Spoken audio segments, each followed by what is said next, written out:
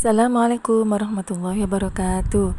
Selamat pagi anak-anak semuanya. Sehat-sehat ya di rumah. Semangat belajar. Hari ini kita akan belajar penjumlahan bilangan persen. Simak baik-baik videonya. Perhatikan di sini 12% ditambah 50%. Ini sama-sama dalam bentuk persen. Kita bisa menghitungnya dengan cara menyusun ke bawah ya. Kita susun ke bawah 12% ditambah 50%. Kita akan jumlahkan. Nah, ini sama-sama persen, persennya tinggal kita turunkan saja. Kemudian dijumlahkan 2 ditambah 0 hasilnya 2. Kemudian 1 ditambah 5 hasilnya adalah 6. Itu yang pertama. Kita ke soal yang kedua. Di sini sudah ada soalnya, yaitu 0,25% ditambah dengan 1,6%. Perlu untuk menjumlahkannya, kita bisa susun ke bawah.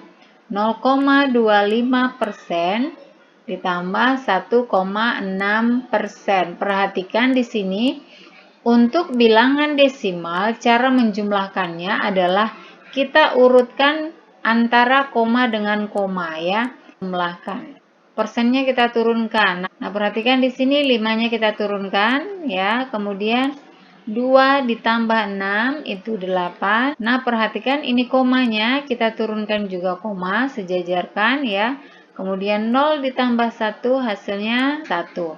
Maka hasil akhirnya menjadi 1,85%. Kita ke contoh yang ketiga. Di sini 0,35 ditambah 14%. Adik-adik perhatikan di sini soalnya berbeda dari yang pertama dan kedua. Kalau soal pertama tadi dan kedua itu soalnya sama-sama dalam bentuk persen. Hanya yang pertama bilangan bulat persen, yang kedua bilangan desimal persen. Nah, untuk soal yang ketiga ada perbedaan. Di sini desimal, hanya desimal. Kemudian di sini dalam bentuk persen. Nah, desimal ini kita ubah terlebih dahulu menjadi pecahan biasa. Cara mengubahnya adalah jika satu angka di belakang koma itu berarti per 10.